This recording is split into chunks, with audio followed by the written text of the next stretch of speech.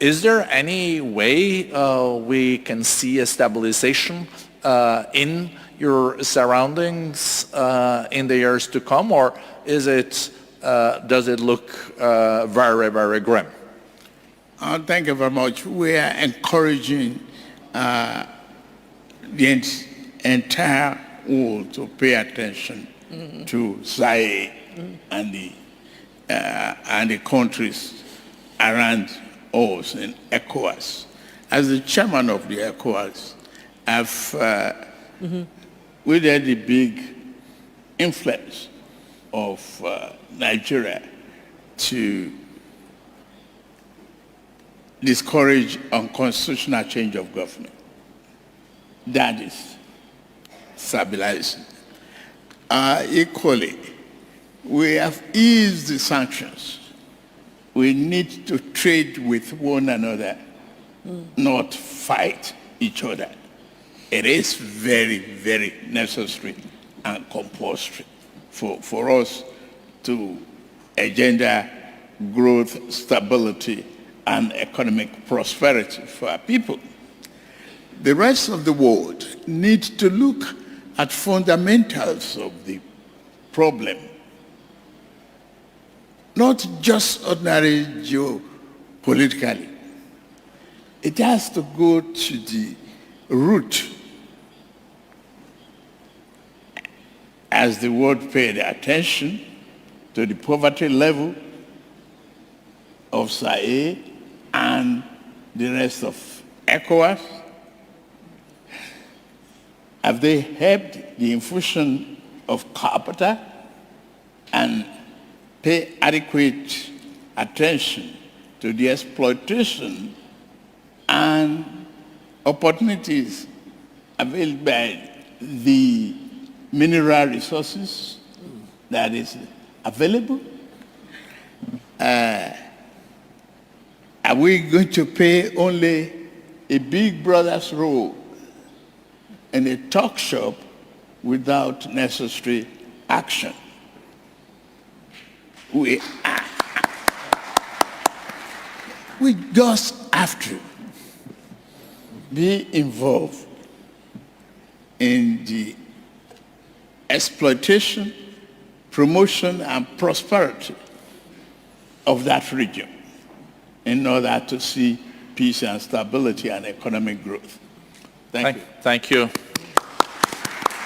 So, President Kagame, we have this West-East challenge, but we also lately had this North-South.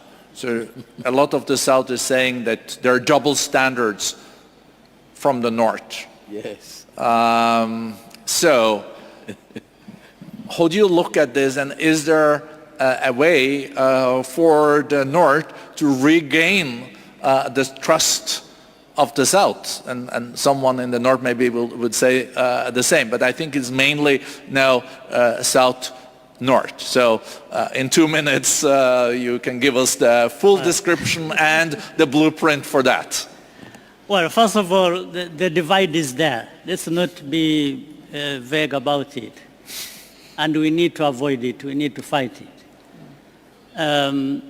For example, if you look at it from the perspective of the global shocks that we talk about here and there, irrespective of where they have come from, all countries in the world are affected.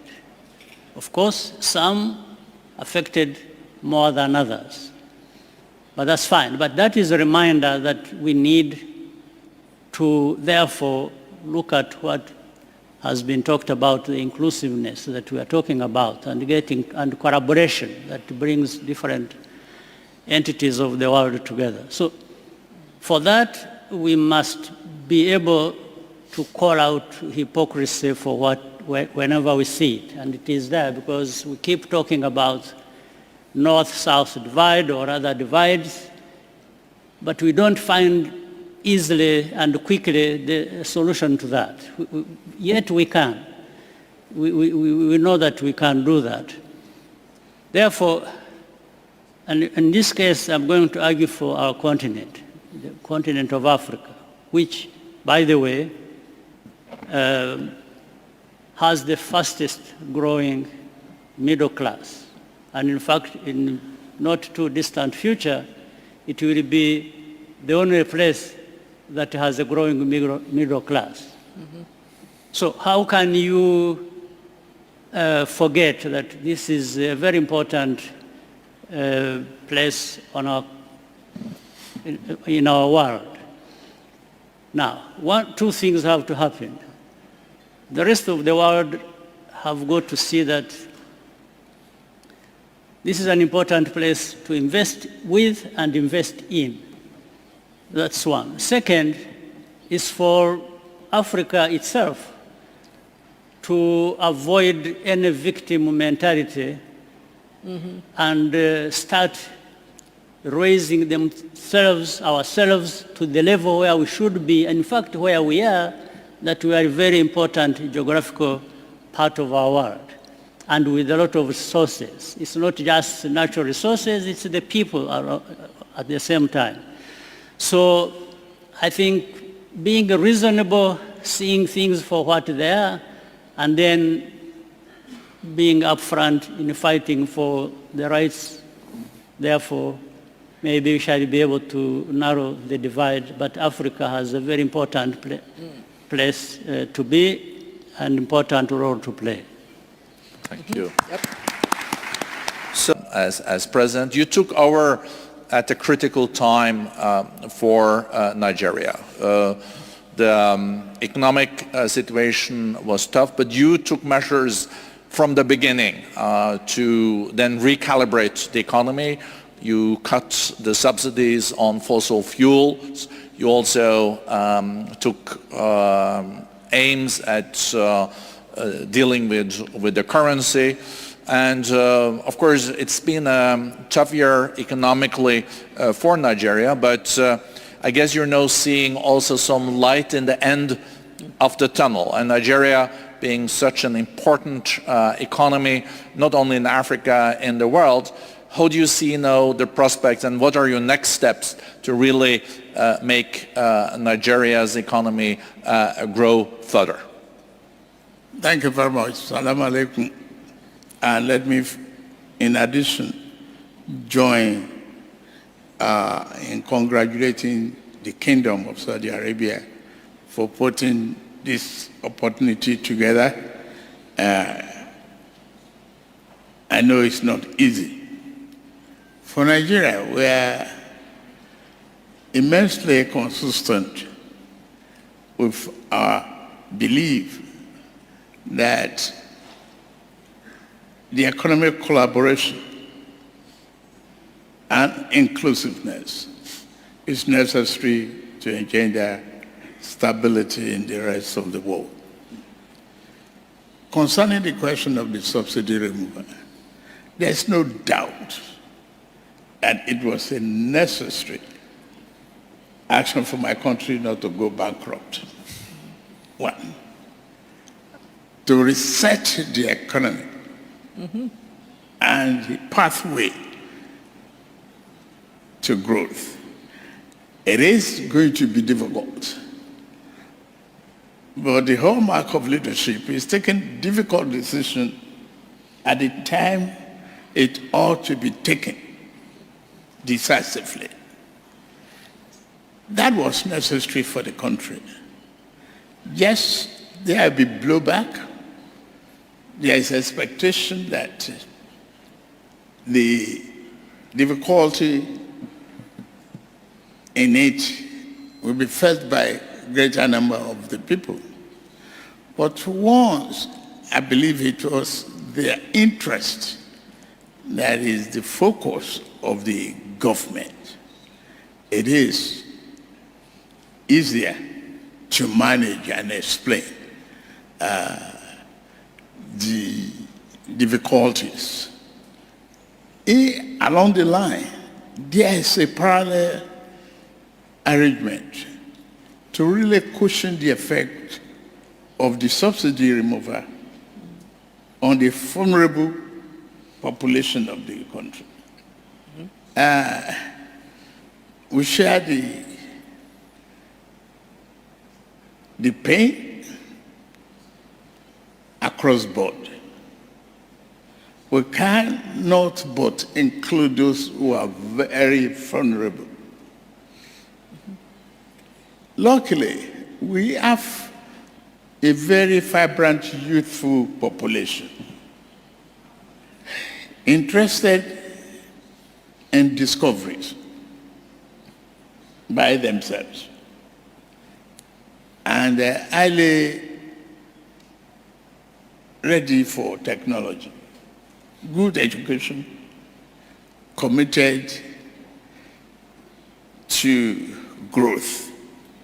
We were able to manage that and partition the economic drawback and the fallout of the subsidy removal.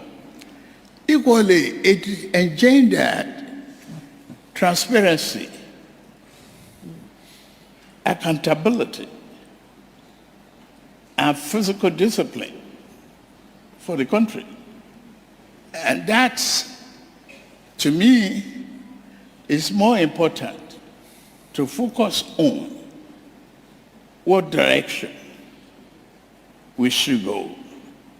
And we pursue that rigorously. The currency management was necessary equally to remove the artificial element of value in our currency.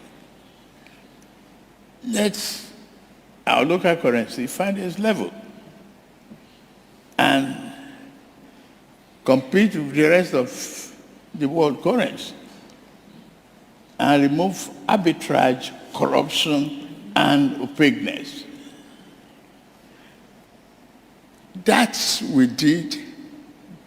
At the same time, that's a two-engine problem in a very turbulent situation for the government. But we are able to manage that turbulence because we prepared for inclusivity in governance and rapid communication with the public to really see what is necessary and what you must do. Today's forum is equally valuable for us to share experiences and share the hope of the future. What is missing? And I'm glad the kingdom rely on the window, the word collaboration and inclusiveness. The capital formation that is necessary to drive the economy, like agriculture, food security, innovation, technology advancement, must be an inclusive program of the entire world. No one should be left behind. The fear of lack of capital in Africa, stigmatization. And I'm glad the world is recognizing the need that the type of population growth that Africa is experiencing, the diversity of its resources, must be married with its economic opportunity. We must collaborate to do that. And that is what we are doing so far. Thank you. Thank you. Thank you also, Mr. President, for underlining so much the importance of inclusiveness, even in a situation where you have to go through necessary structural changes. President Kagame, Rwanda is doing well economically. We are expecting 7% economic growth in Rwanda this year, but it is a complicated neighborhood. It is a complicated world, and it's all about also investments and also innovation. You're also being one of the leaders behind the Africa Continental Free Trade Agreement, and a successful implementation of that could add a lot of growth to Africa, and it can become one of the largest single markets in the world. Listening to your colleagues here, but also the complexities, how do you see Africa in the years to come? How can Africa manage in this transformative decade, as Kristalina was mentioning? Well, thank you very much. First of all, I want to thank the Kingdom of Saudi Arabia for enabling us to be here to have this very meaningful discussion.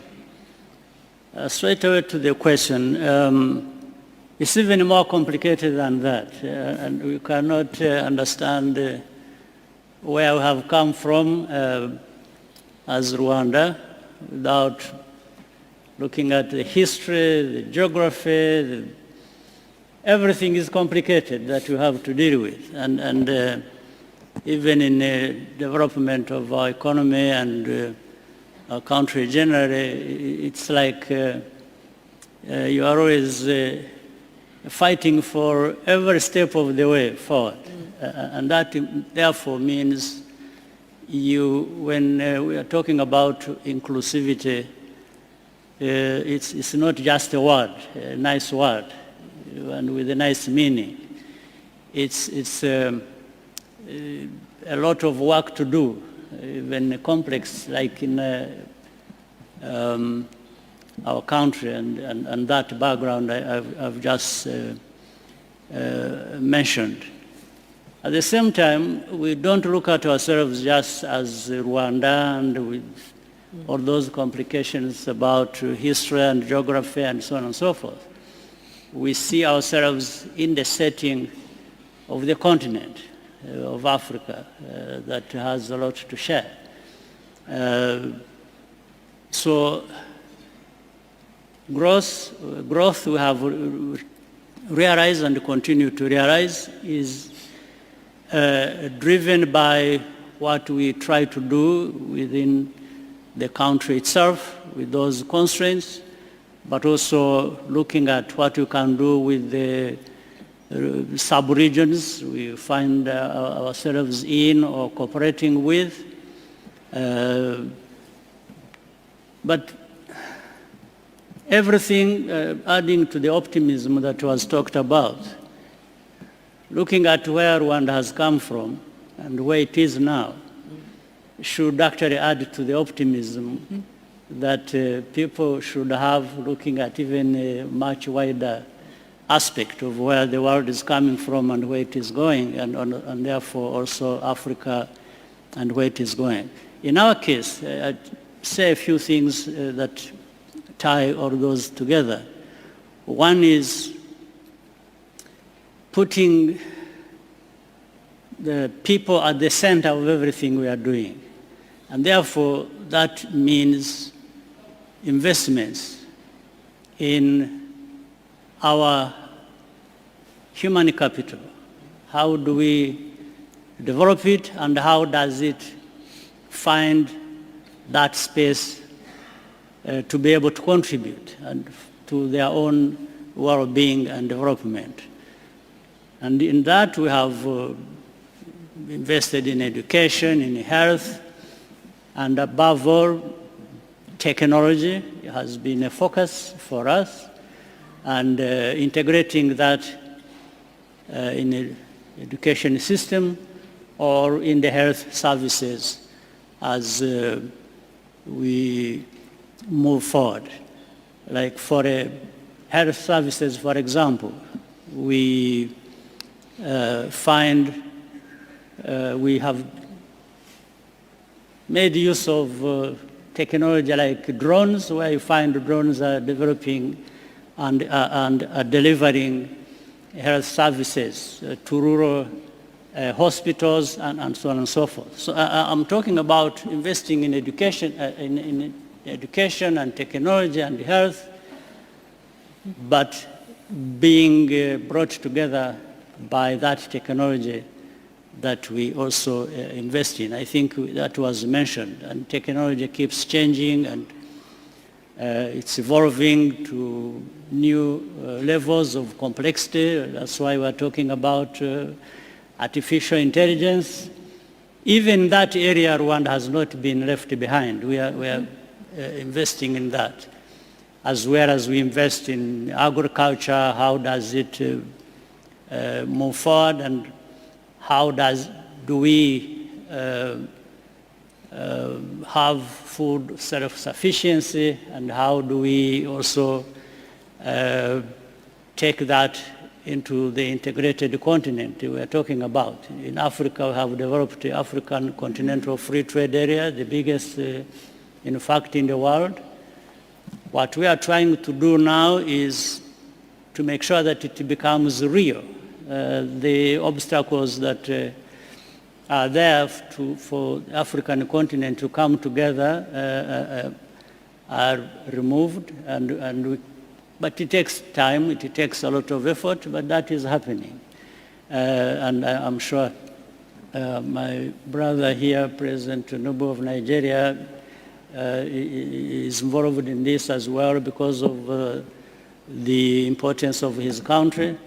But we are seeing Africa, much as you may find problems here and there, Africa is coming together, Africa is moving forward.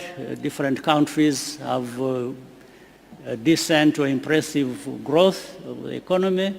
This can't be coming from nothing, but the good efforts that Africans are putting in place. And therefore, it is important that from this, the rest of the world really looks at Africa as an important entity in the global affairs, with its politics, economy, and so on and so forth. So, but Rwanda, we have come from the dead 30 years ago.